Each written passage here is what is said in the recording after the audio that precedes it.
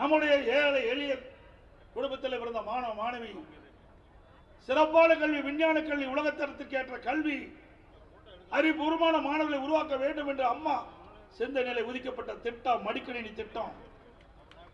52,30,000 பேருக்கு அனைத்து இந்திய அண்ணா திராவிட முன்னேற்ற கழகத்துடைய 10 ஆண்டுகள் ஆட்சியில நாம் வழங்கினோம். அதற்காக 7,300 கோடி ரூபாய் நிதி ஒதுக்கீடு செய்யப்பட்டது. அந்த திட்டத்தையும் நிறுத்தப்பட்டு விட்டீர்கள். அந்த மாணவர்கள் என்ன பாவம் செய்தார்கள் சிந்திங்கள். ஏழை மாணவர்கள், அரசு பள்ளி படிக்கின்றவர்கள், தினந்தோறும் வேலைக்கு சென்றால்தான் உணவு கிடைக்கும் என்ற அடித்தட்டிலே வாழ்கின்ற அப்படியே அந்த மக்களுடைய குழந்தைகள் தான் அதிக அளவில் அரசு பள்ளியை படிக்கின்றது.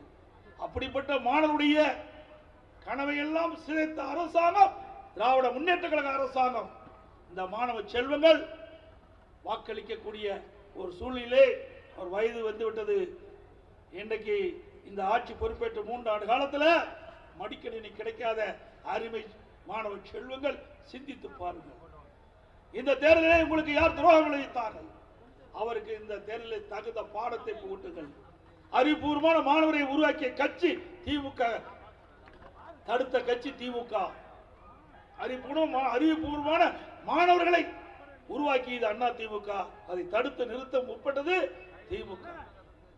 அனைத்து இந்திய அண்ணா திராவிட முன்னேற்ற கழகத்தை பொறுத்த வரைக்கும் மக்கள் தான் எஜமானர்கள். வாக்களித்த மக்களுக்கு நன்மை செய்ய வேண்டும் என்பதுதான் அனைத்து இந்திய அண்ணா திராவிட முன்னேற்ற கொள்கை லட்சியம். அதைத்தான் நாங்கள் தொடர்ந்து நடத்தி கொண்டிருக்கிறோம், செயல்படுத்திக் கொண்டிருக்கின்றோம். அதே வேளையில் இன்றைய தினம் திரு ஸ்டாலின் பேசுவதற்கு இன்னைக்கு அனைத்து இந்திய அண்ணா திராவிட முன்னேற்ற கழகம் 10 ஆண்டு காலம் ஆட்சி புரிந்தது.